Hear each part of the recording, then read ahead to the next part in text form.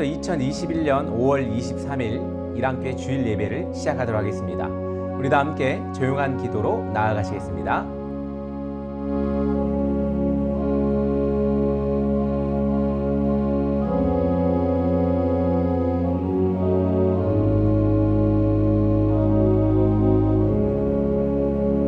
우리 다 함께 사도신경으로 신앙 고백하시겠습니다. 다 함께 한 목소리로 우리 신앙 고백하도록 하겠습니다.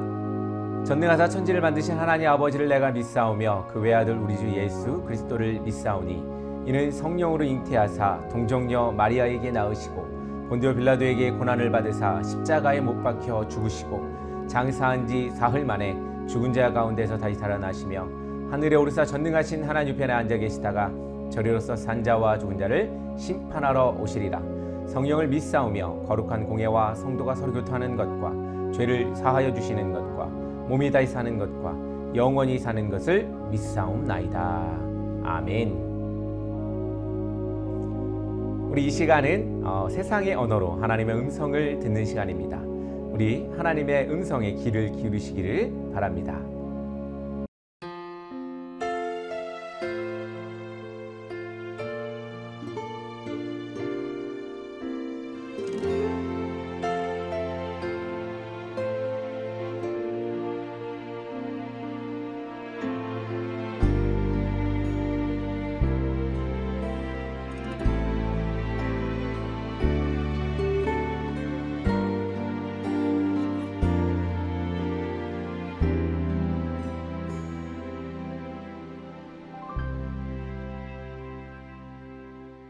당신이 힘들다는 걸 알아요.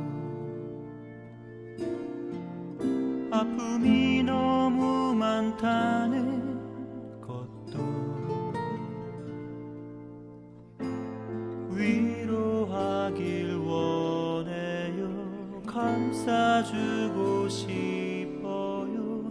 당신은 하나님의 사람인 것은 내가 알 수 없는 그대 깊은 마음속까지 당신을 지으신 하나님은 알고 계셔요. 위로하길 원해요. 감싸주고 싶어요. 당신은 하나님의 사랑. 당신이 힘들다는 걸 알아요. 아픔이 너무 많다는 것도 위로하길 원해요. 감싸주고 싶어요. 당신은 하나님의 사람인 것을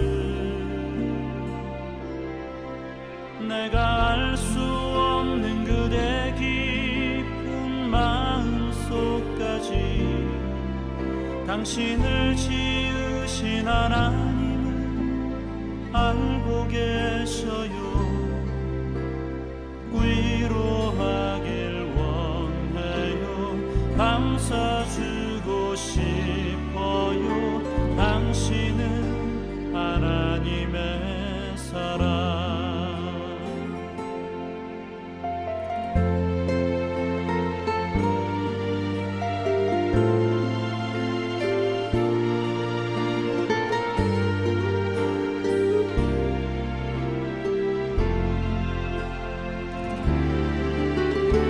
당신이 힘들다는 걸 알아요.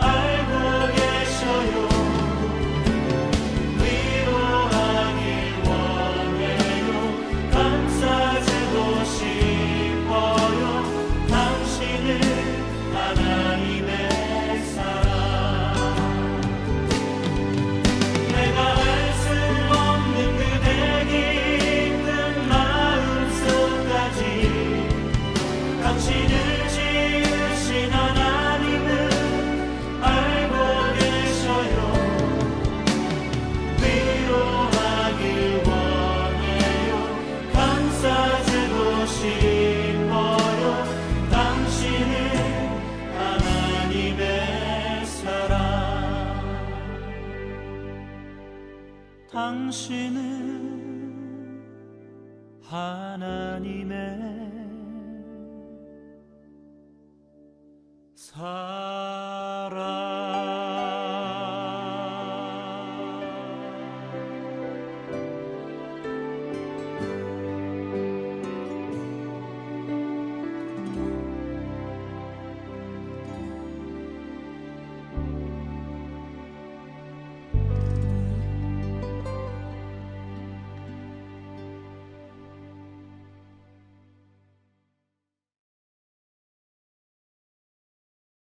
지금 이 시간은 우리 성경 봉독 시간입니다. 우리 오늘 말씀은 누가복음 17장 11절에서 19절의 말씀입니다. 우리 한 목소리로 합독하도록 하겠습니다. 예수께서 예루살렘에 가실 때에 사마리아와 갈릴리 사이로 지나가시다가 한 마을에 들어가시니 나병 환자 10명이 예수를 만나 멀리 서서 소리를 높여 이르되 예수 선생님이여 우리를 불쌍히 여기소서 하거늘 보시고 이르시되 가서 제사장들에게 너희 몸을 보이라 하셨더니 그들이 가다가 깨끗함을 받은지라. 그 중에 한 사람이 자기가 나은 것을 보고 큰 소리로 하나님께 영광을 돌리며 돌아와 예수의 발 아래 엎드려 감사하니 그는 사마리아 사람이라. 예수께서 대답하여 이르시되 10사람이 다 깨끗함을 받지 아니하였느냐? 그 9은 어디 있느냐? 이 이방인 외에는 하나님께 영광을 돌리러 돌아온 자가 없느냐 하시고 그들에게 이르시되 일어나 가라 내 믿음이 너를 구원하였느니라 하시더라. 아멘. 할렐루야. 반갑습니다. 어떻게 한 주간 잘 지내셨는지 모르겠습니다.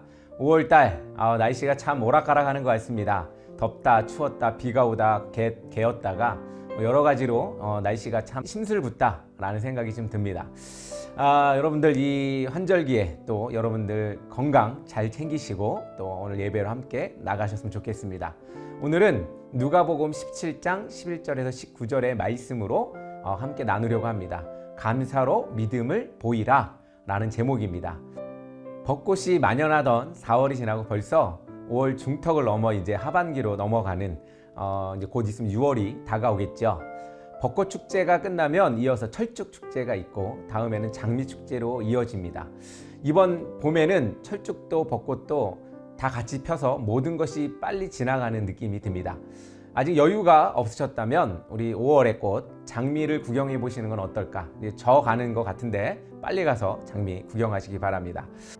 오늘 말씀은 여러분들이 익히 알고 있는 10명의 한센병 환자들의 이야기입니다. 이들이 예수님을 찾아가 나음을 입었죠.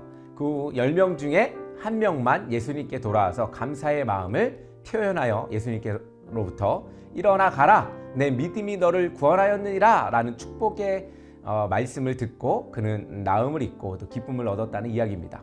오늘 여기에 모인 여러분들도 이 나음을 입고 예수님께 돌아온 사람들처럼 예수님의 축복을 받는 귀한 시간이 되기를 간절히 소망합니다.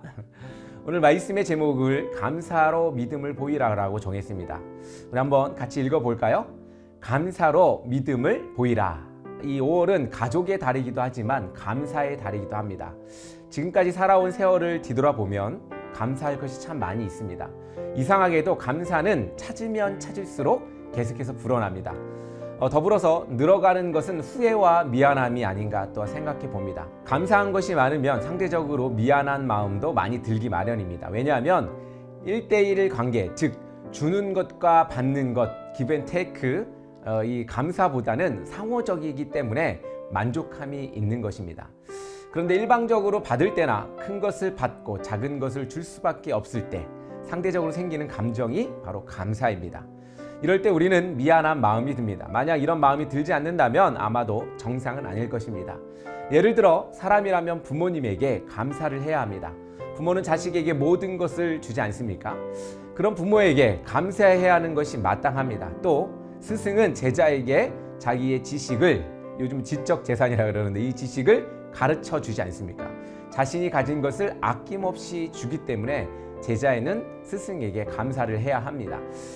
또한 감사한다는 것은 함께하고 싶다는 의미이기도 합니다.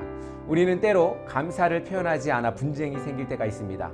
부모와 자식 간의 싸움은 대부분 감사를 제대로 표현하지 못해서 만들어지는 경우가 대부분입니다.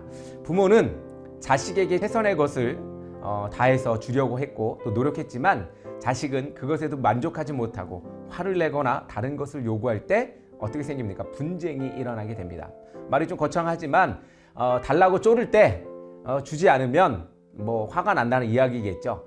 남녀 간의 관계는 어떻습니까? 남자는 여자에게 감사하지 못하고 여자는 남자에게 감사하지 못할 때 분쟁이 생깁니다.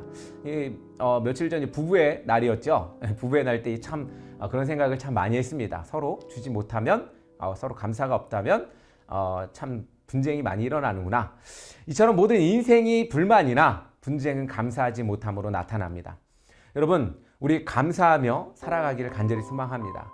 우리 한번 옆에 사람에게 한번 손잡아 보면서 이렇게 이야기했으면 좋겠습니다. 자식도 좋고 또 아내도 좋고 남편도 좋고 우리 한번 이렇게 이야기했으면 좋겠습니다. 당신이 있어서 감사합니다 라고 한번 인사했으면 좋겠습니다. 또 이렇게 인사했으면 좋겠습니다. 감사해줘서 감사합니다. 그리고 마지막으로 사랑합니다. 쫓아하시는 분들 몇 명이 있는지 모르겠지만 한번 주변 사람들에게 한번 이렇게 이야기해 보십시오. 당신이 있어서 감사합니다. 그리고 감사해줘서 감사합니다.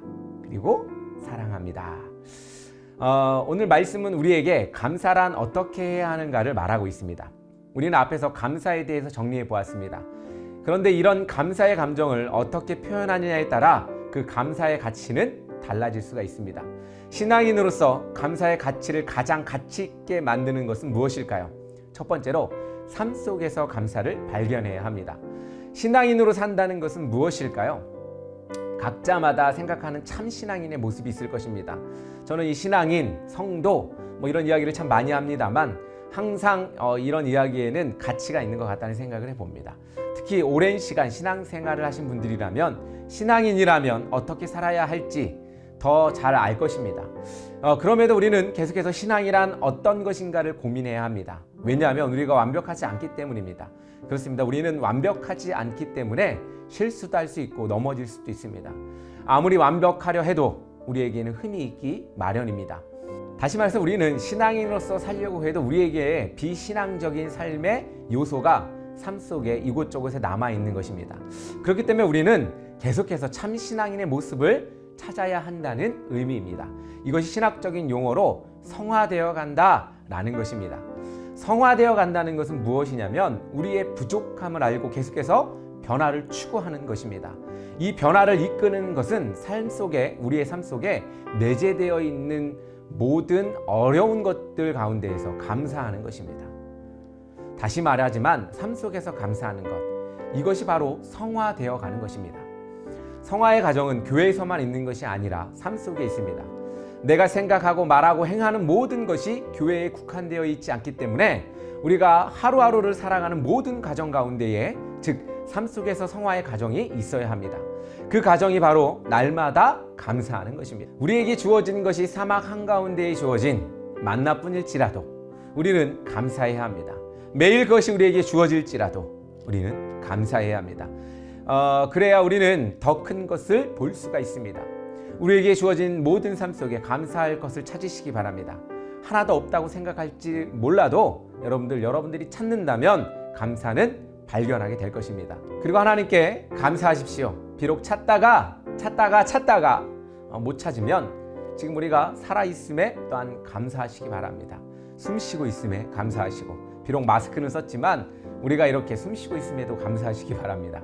그럴 때 여러분 새로이 감사할 일들이 여러분 삶 속에 생겨나게 될 것입니다. 오늘 본문에 등장하는 10명의 병자들은 정말 지금 여기 있는 그 누구보다도 절망적이었을 것입니다. 사회로부터 버려지고 병들었고 고통스럽고 괴로운 그들에게 예수님이 근처로 오신다는 말만 듣고도 그들은 감사했을 것입니다.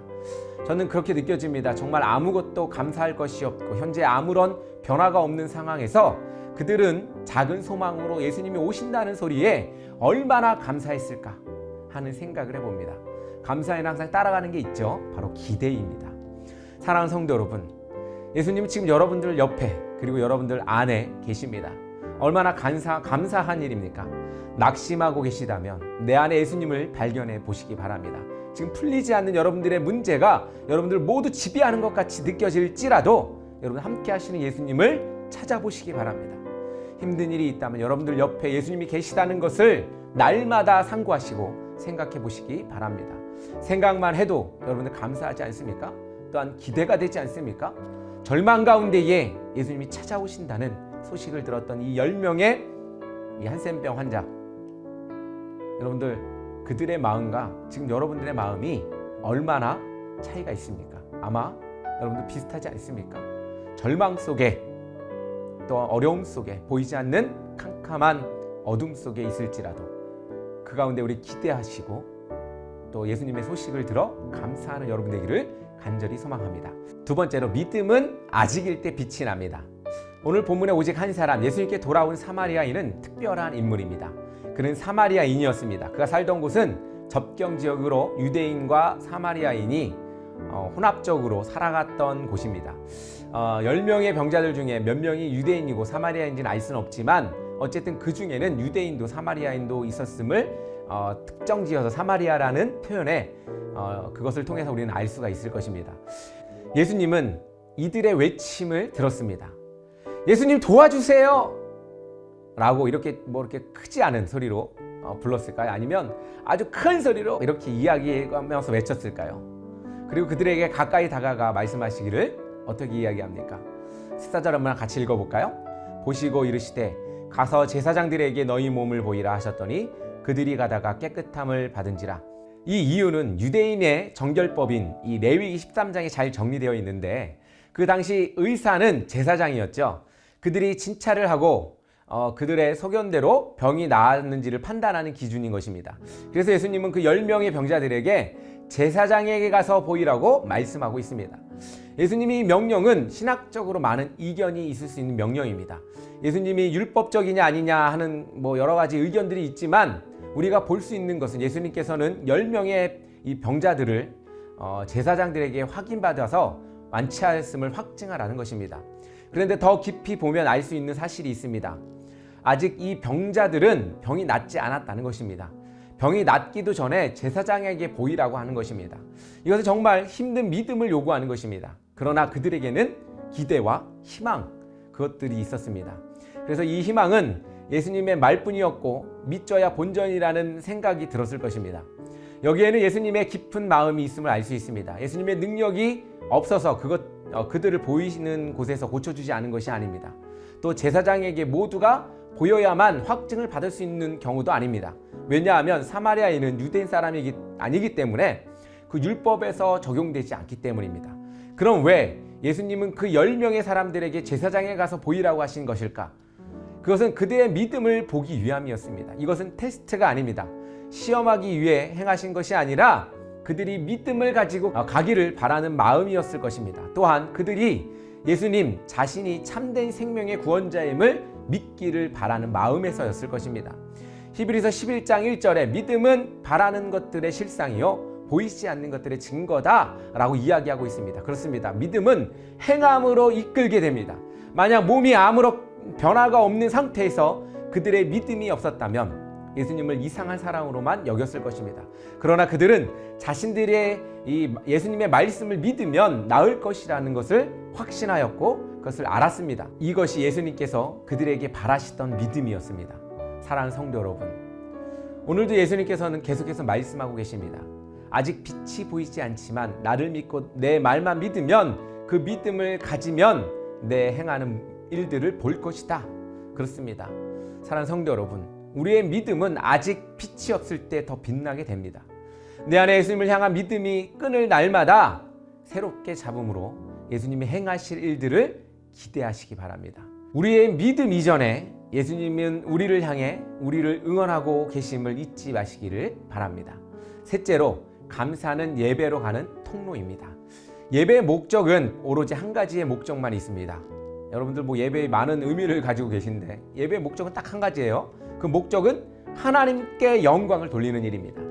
예배를 정의하여 말하자면 정말 다양한 의미가 있다고 말할 것입니다. 그러나 본질적으로 예배의 목적은 하나님께 뭘 돌려요? 영광을 돌리는 것입니다. 10명의 병자들은 가는 도중에 병을 고쳤음을 깨달았습니다. 깨끗해졌다는 것이 얼마나 감사했을까? 저는 상상이 가지 않습니다. 그러나 그들은 아마도 너무나 기뻐서 날뛰고 춤추며 그렇게 그들은 집으로 돌아가지 않았을까? 이런 생각을 해봅니다. 그리고 10명 중에 한 사람은 그곳에서 하나님께 영광을 돌리고 예수님께 돌아왔습니다. 그리고 예수님의 발 앞에 엎드려 예수님께 감사한 마음을 표현했습니다. 10명 중 1명만 예수님께 돌아와 감사의 말을 전했지만 우리가 볼 수 있는 상황은 10명 중에 1명이 예수님의 명령에 불복종한 것입니다. 생각해 보십시오. 제사장님께 가서 보이라 라고 명령했는데 9명은 어떻게 했어요? 제사장에게 갔습니다. 그러나 뭐 갔는지 안 갔는지 알 수 없으나 추측하기에는 갔을 것 같아요. 다시 사회 구성원으로 돌아가기 위해서 제사장의 확인이 필요했기 때문에 아마 제사장에게 갔을 것으로 예상이 됩니다.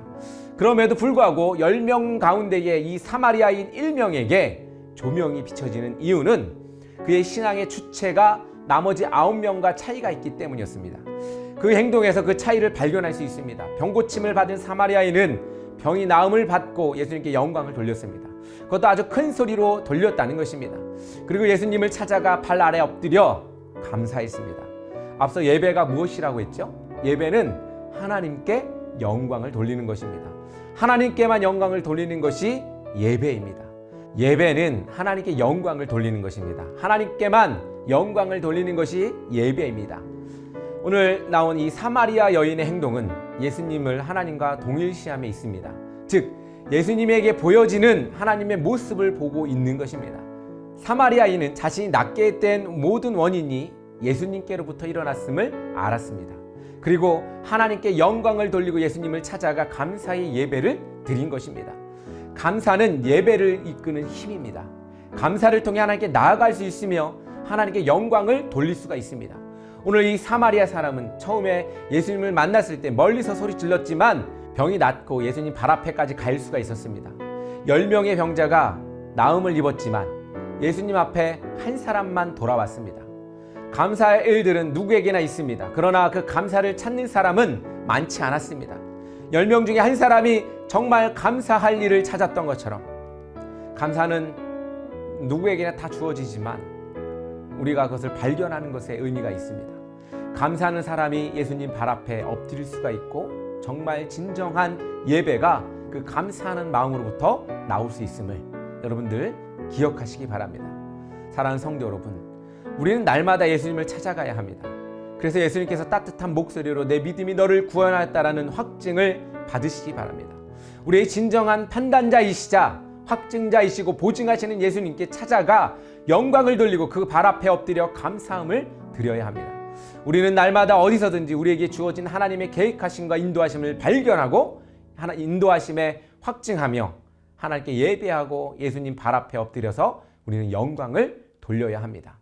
내 삶 속에 드려진 감사의 모습을 보신 예수님이 아무개야 일어나가라 내 믿음이 너를 구원하였다 라고 매일 말씀하실 때 우리는 어떠한 힘든 일이 있어도 역경이 닥쳐와도 풀리지 않을 것 같은 문제가 눈앞에 있어도 우리는 감사할 수가 있습니다. 그러므로 우리는 감사로 믿음을 보여야 합니다. 감사는 우리의 천국의 열쇠라 그러죠. 그렇습니다. 감사하는 자만이 진정한 예배를 드릴 수 있고 또한 우리에 있는 상처도 치유될 수가 있습니다. 많은 이들이 회개해도 상처가 치유되지 않아요.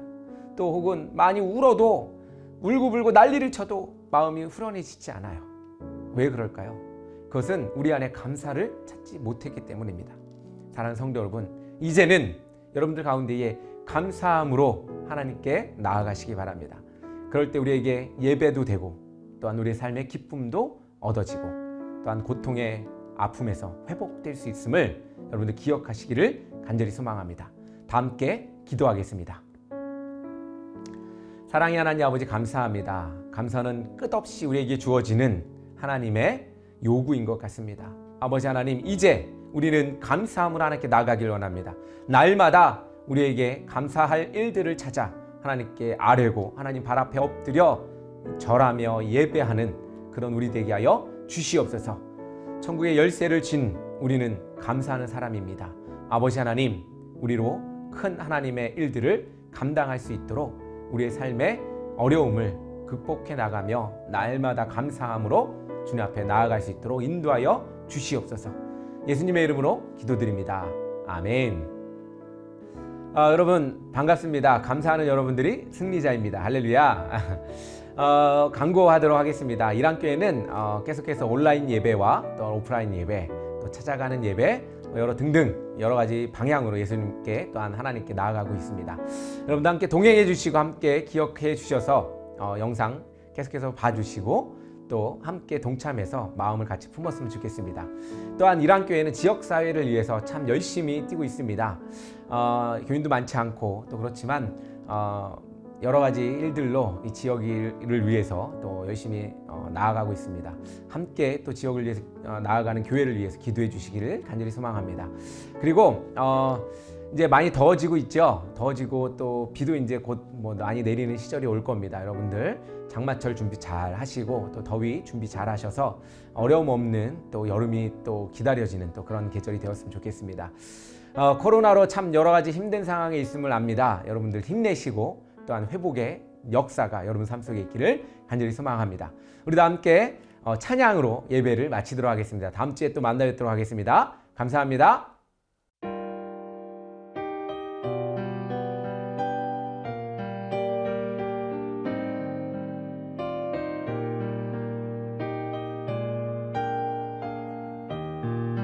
예수님의 은혜와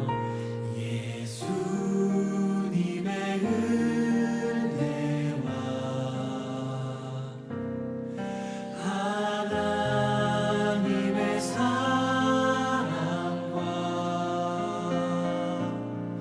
성령님의 사귐이 우리와 함께하기를. 한 번 더 축복하며 예수님의 은혜와 하나님의 사랑과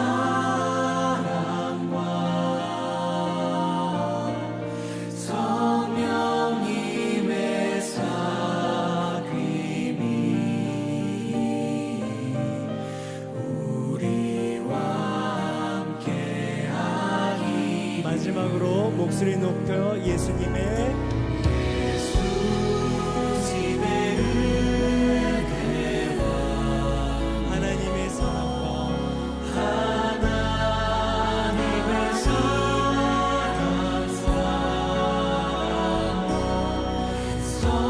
성령님의 사귐이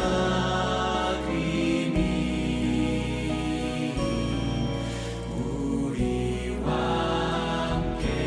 함께하기를. 마음 담아 정직한 마음으로 기도합니다.